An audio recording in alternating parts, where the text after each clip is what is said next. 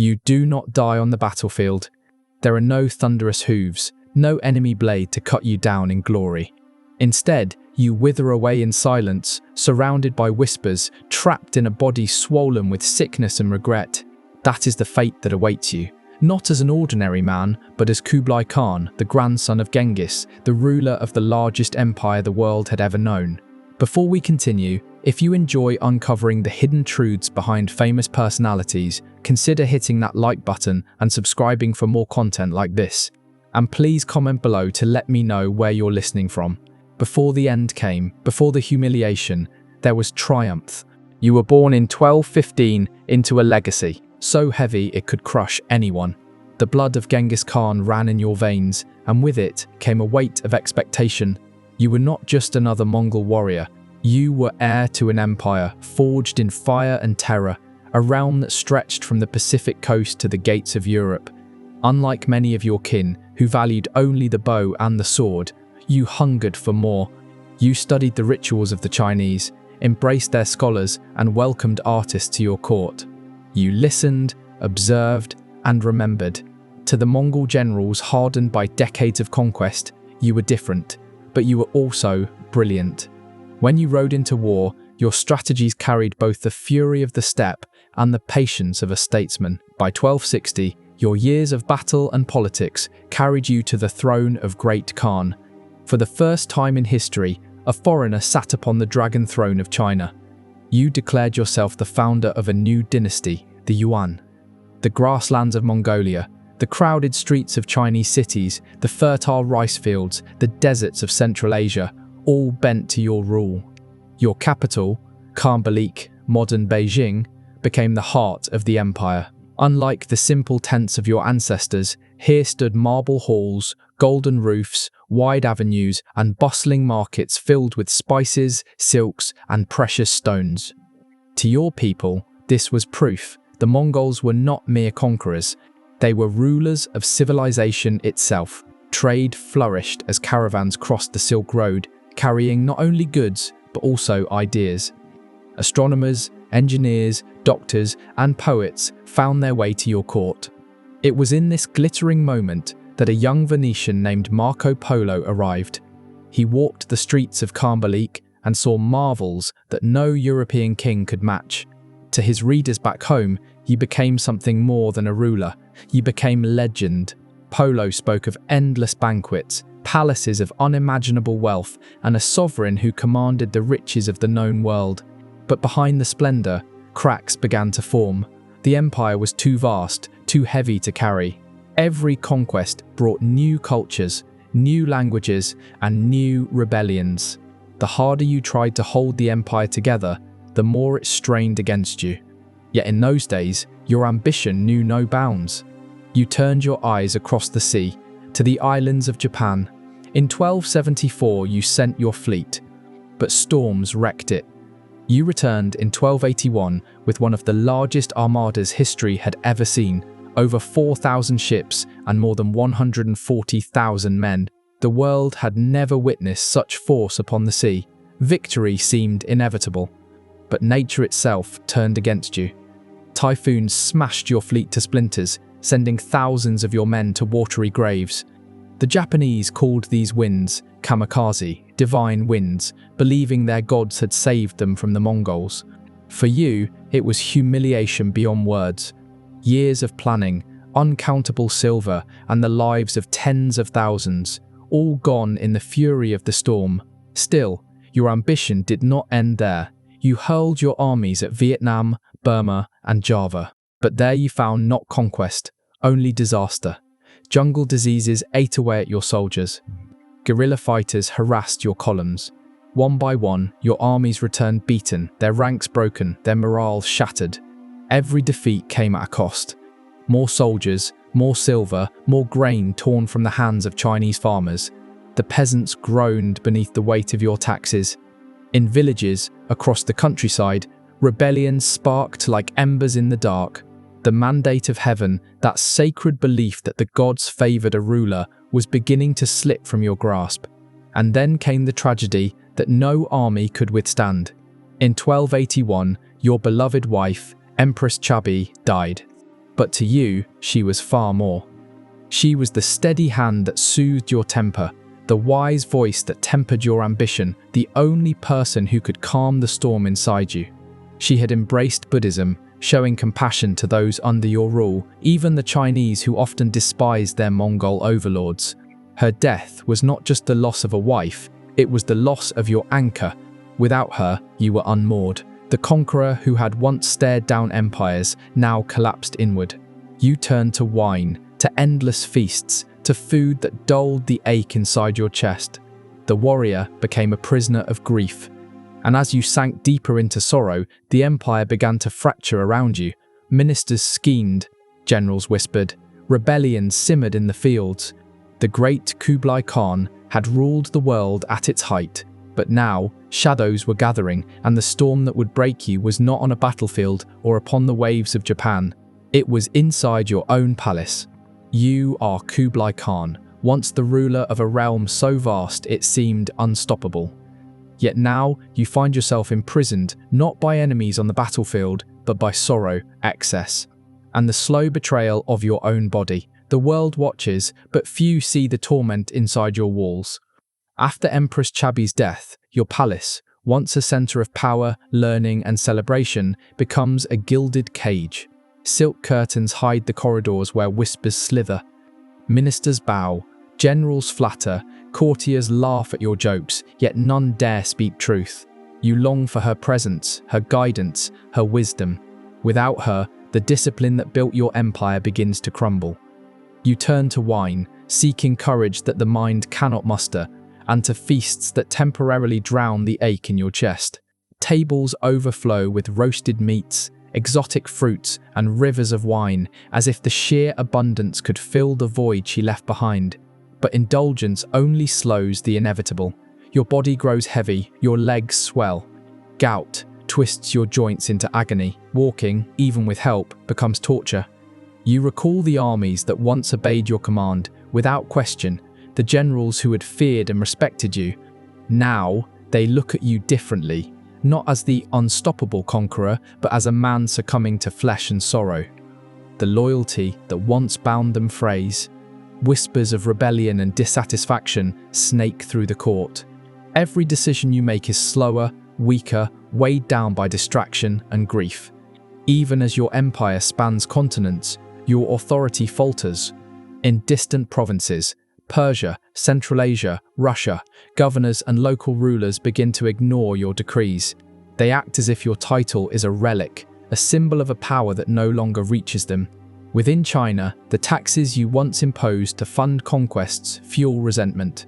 Farmers whisper about the lost mandate of heaven, convinced that the gods have abandoned a ruler who cannot protect them from famine, disease, or oppression.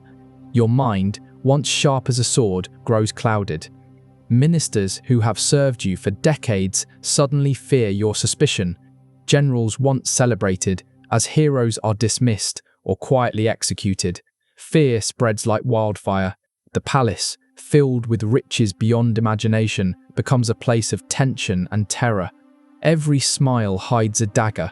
Every compliment carries a hidden motive. You watch from your golden throne, but your vision of the world has narrowed. Your health deteriorates alongside your authority. Chronic pain gnaws at your body.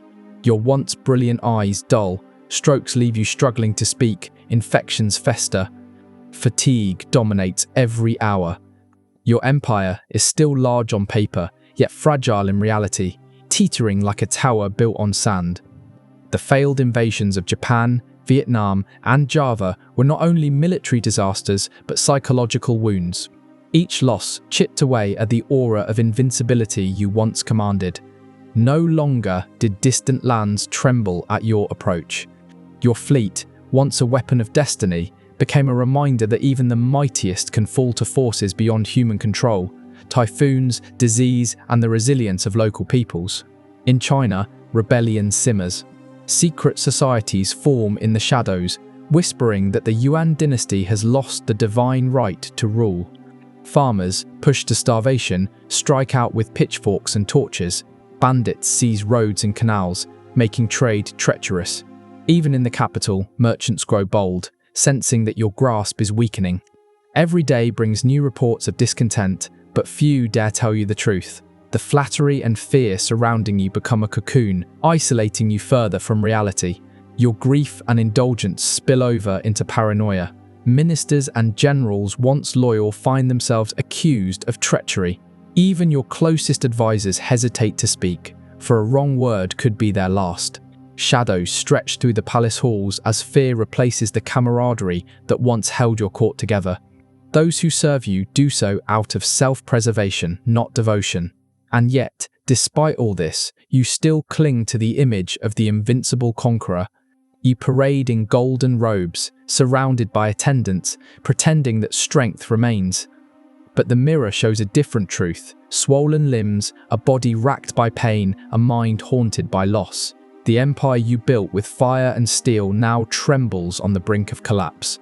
Outside your palace, the people sense weakness. Farmers rise in small, defiant clusters. Rebels in the countryside light bonfires at night to signal their resistance.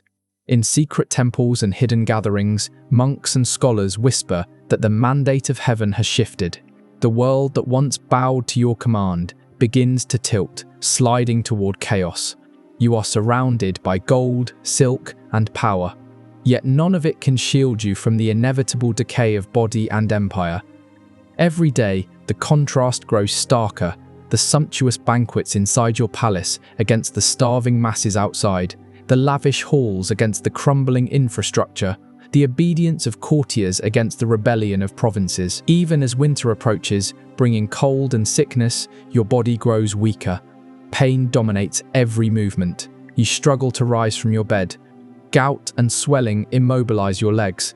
Your breath comes in harsh gasps. Physicians try every remedy, herbs, poultices, prayers, yet nothing eases your suffering. The empire's heartbeat slows alongside your own. And in these final years of your reign, one truth becomes unavoidable. No army, no treasure, no genius can protect a man from his own body, his own grief, or the inexorable decay of the world he once controlled. Kublai Khan, once the conqueror of continents, the master of worlds, has become a prisoner in his own palace, haunted by the memory of Chabi, the ghosts of his failures, and the relentless march of time.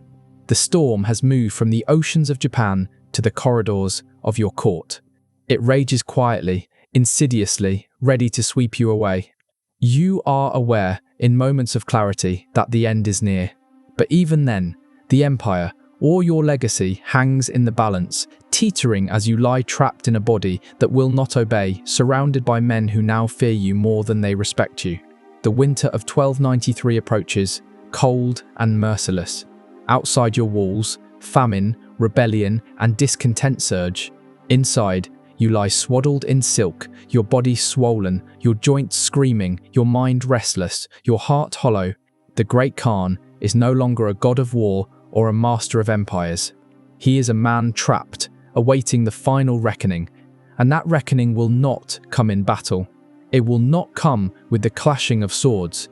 It will come in the quiet, suffocating agony of your own body, surrounded by whispers, fear, and the slow unraveling of all you fought to build.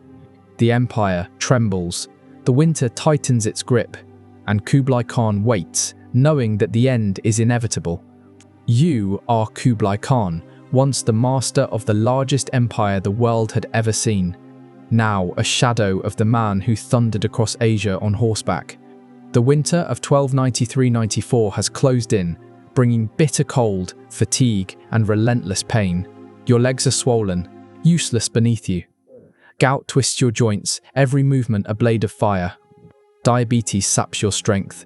Your breath comes in shallow, ragged gasps, and even the simplest motion turning in bed requires the help of servants. No army, no treasure, no advisors can save you now. Every day, your reflection in the polished bronze mirrors shows a stranger.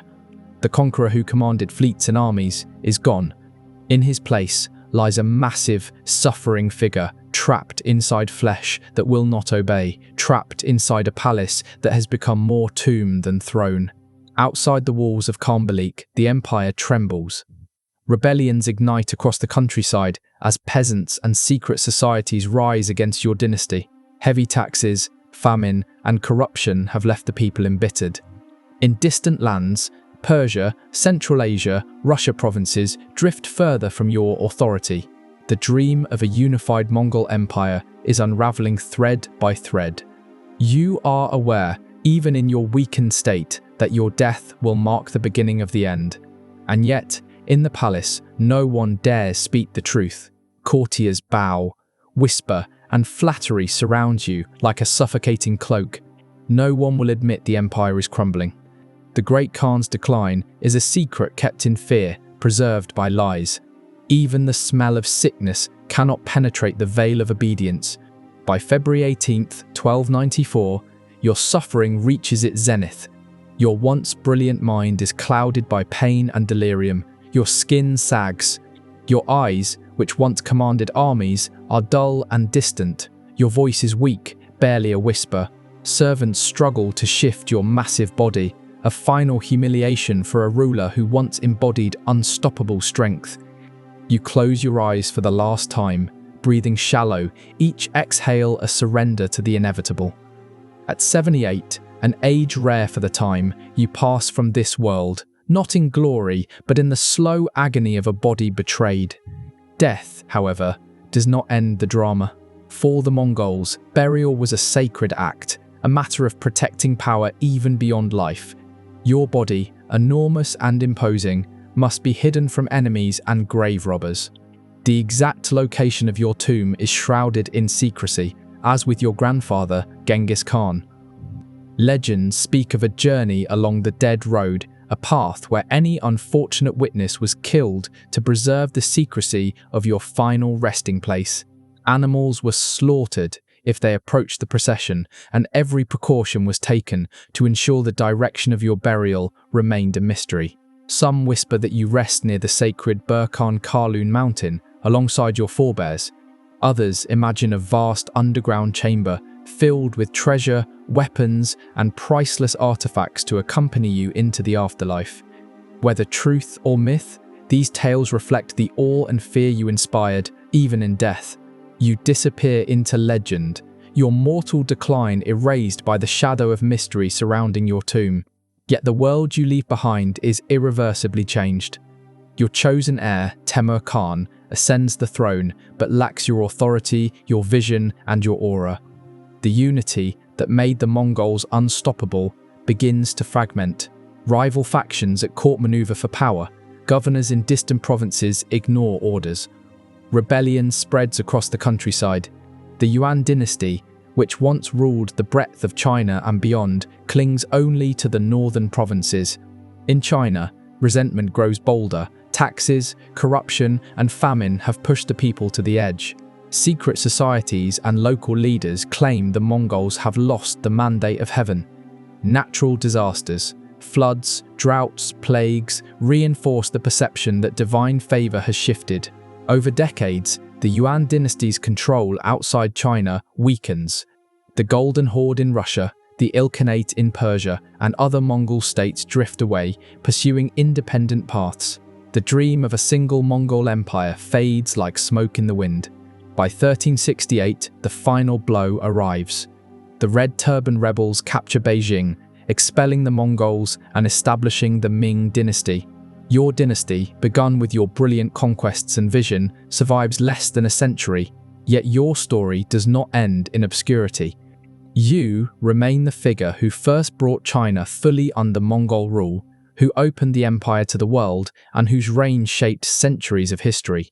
And still, the image of Kublai Khan lingers, not just as a conqueror, but as a man undone by his own humanity. Excess, grief, illness, and isolation revealed the fragility of even the greatest rulers. You were larger than life, yet even you could not escape the limits of flesh, the inevitability of mortality, or the consequences of overreaching ambition. In the end, every empire falls, and every emperor is human. The palaces you built, the wealth you amassed, the armies you commanded, all were temporary. Even the greatest conqueror is subject to decay. Your legacy lives on not just in maps or chronicles, but in the stark reminder that power, no matter how vast, cannot shield one from the most relentless forces: time, disease, grief, and the slow unraveling of the world you leave behind. Your victories shape the world. Your decline teaches a deeper truth. Even the strongest, the most brilliant, the most feared, they all die. And sometimes, death arrives not on a battlefield, but in the quiet agony of a palace that has become a tomb, surrounded by the whispers of those too afraid to speak the truth. Thank you for watching. Let me know which country you are tuning in from, and don't forget to like and subscribe for more haunting tales from history.